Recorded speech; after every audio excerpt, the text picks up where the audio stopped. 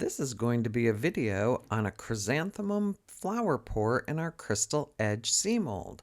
I'm going to be using Octopus Fluids resin inks, that sweet cherry, 1.13 ounces with about 7 drops. And I have 1 or 2 drops in the push, which is going to be a big push at 4.37 ounces.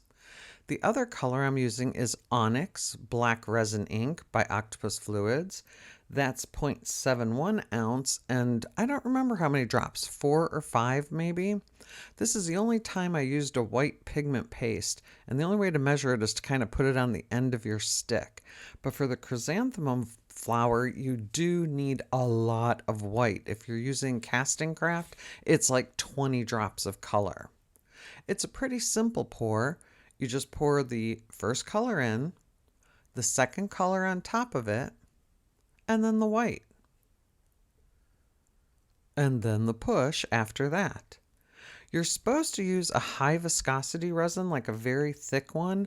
I've tried this with high, medium, low, and really had not so good turnouts. My petals were very small, but a friend of mine, Tiffany, was doing the same pour in our bee mold and was getting great results with big cells. So this one turned out so well, I decided to call it the Tiffany flower in honor of her. There's some little glass and glass glitter for the center. And here I did use a heat gun, and I've used a heat gun in the past without much luck, but for some reason on this one it did work. And I wish I could tell you what resin I used, but I don't remember. That's how long ago I did this. I think the finished result is pretty. That's the back side, and there's the front side. I love, love, love those big cells. We call her Sweet Cherry. Let us know what you think in the comments below.